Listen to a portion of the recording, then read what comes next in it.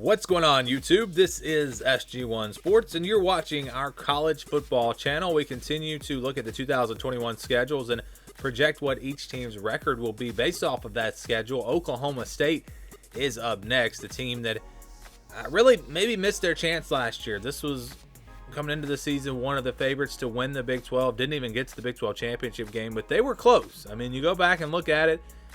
An overtime loss to Texas, a close loss to TCU. You win those two games, and Oklahoma State is in there. But they lost those games. Then they also had the loss to Oklahoma, which was not a good performance there. But that's the only game, really, that they didn't have a chance to win late in the fourth quarter. So we look ahead to 2021 and see what the schedule holds for them. They were 8-3 last year. This is the schedule. They open up with Missouri State on September the 4th at home. Nice way to start the season. And then on September the 11th, they will play Tulsa at home. Remember, they played Tulsa last year. It wound up being a much closer game than most people expected.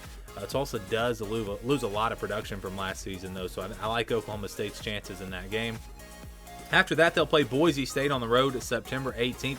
That's going to be a big non-conference game, and we'll see what happens in that matchup. Kansas State on September 25th at home. Then Baylor at home on October the 2nd. So you get through these first 5 games with only one road game. And the schedule really not too tough there. Obviously, Boise State's going to be a tough test. Kansas State's no easy win, but getting them at home will be big. They move on to a bye week after that. They get a bye week after Baylor. So after those first 5 games, they will have some time off to prepare for Texas. And boy, is this a good time for it? Yeah, it's right before back-to-backs on the road at Texas and Iowa State. Very tough test there in those two matchups, but they do get the bye week to recover from those first 5 games, and we'll see what happens there as they go on the road to face Texas. And then maybe the toughest game on this schedule for them on the road at Iowa State, October 23rd. So very tough back-to-back there. They play at home against Kansas on October the 30th, then go on the road to West Virginia on November 6th. TCU at home on November 13th, and then Texas Tech on the road November 20th. And they will close things out on November 27th with Oklahoma at home. And that's where I like to see that game. Bedlam should be the last game of the year. I know the Big 12, they kind of change up their schedules each year, and so it's not the same team at the end of the year. But I wish they would just leave that matchup in the final week. I mean, let's see Bedlam at the end of the year every year. I think it's much better that way. But it is this year, so we get that game on the last Saturday of the regular season. Looking at the schedule overall, it's not too tough. They don't have anybody in the non-conference that's going to be a top 10 team or anything like that. That back-to-back with Texas and Iowa State, I think, is their toughest back-to-back. But they don't have any 3-4 game stretches that are just brutal.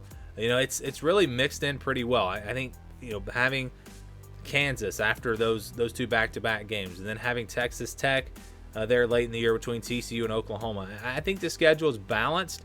I think it works out pretty well for them. They will play 5 road games, but only 4 road games in the Big 12. So they'll have 5 games at home in the conference.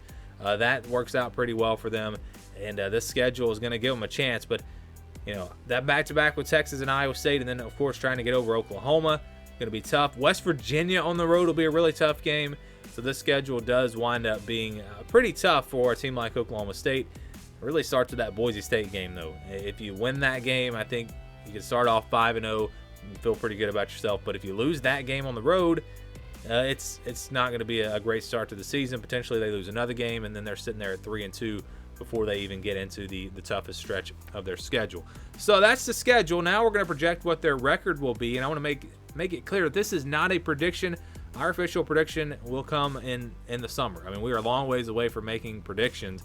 It's simply a projection based off of the schedule and just how I think teams are going to be based off of last year and what they have coming back, and just grouping teams together. So like with the Big 12, to me, you've got the top tier, Oklahoma and Iowa State. You got the bottom tier with Kansas. Then you have a tier just above Kansas with maybe Texas Tech and Baylor. And then the other teams in the Big 12 are really kind of packed there in the middle, and there's not much separation between Oklahoma State, Texas, Kansas State, West Virginia, TCU. Those teams all going to be very similar. A lot of parity in the Big 12, and I think that's going to lead to a lot of close games. So keep that in mind as we do this, and we look at the scale that we use If the game stays in the white, that means it's a 50-50 game, a game that could go either way. So you kind of get the picture here. The teams that I just put in that tier together, Texas, West Virginia, TCU, Kansas State, and Oklahoma State, those teams, if they play each other, those are going to be 50-50 games because they're basically the same. We're viewing those teams about the same as we head into the season. Obviously, some teams are going to be better than others, but they're close, and that's why you'll see them stay in the white. Then you have less than 10%. Those are the games where they have no chance. 10 to 25% in orange, 26 to 40 in yellow, 60 to 74 in purple, 75 to 90 in blue. More than 90%, that's going to be green, and that is where we will start. I think you have one of those games. You have Missouri State to open up the year. Oklahoma State should be able to win that game with no real issue. So they start off 1-0. I think that's pretty certain. Then we go to the blue.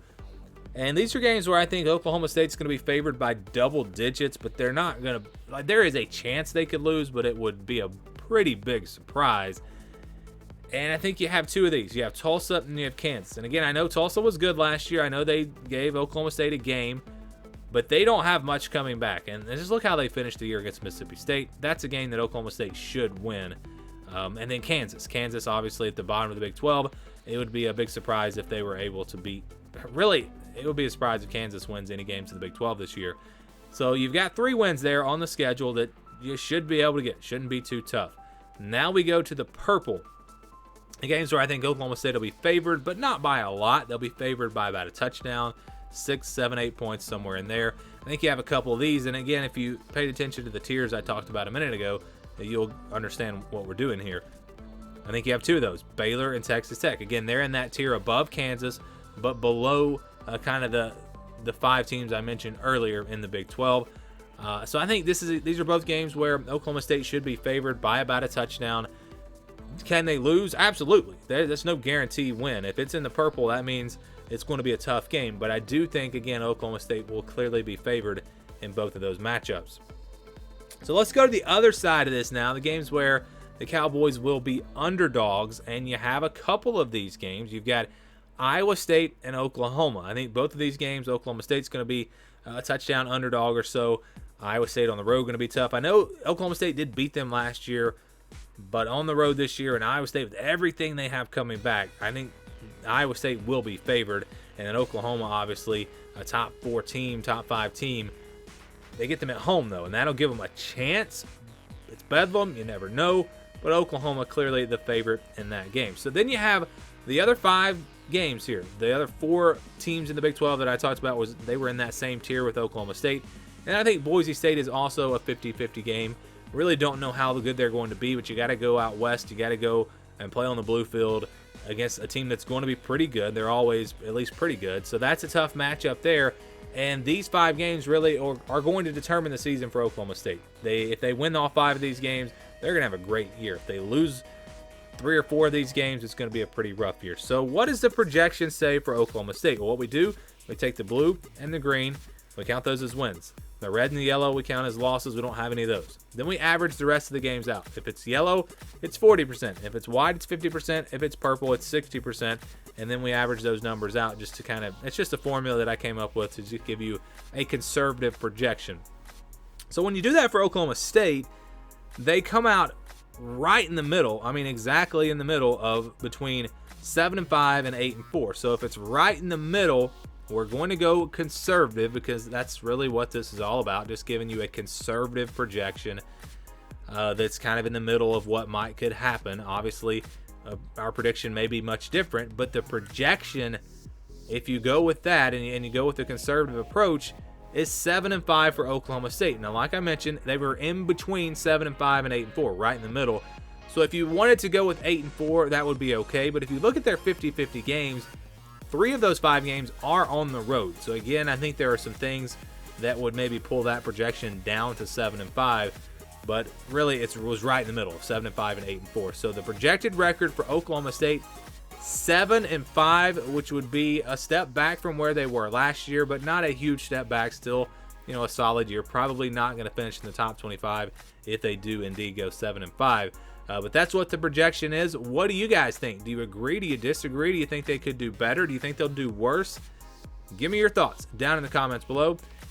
And thank you for watching this video, and stay tuned for more here on the SG1 Sports College Football Channel.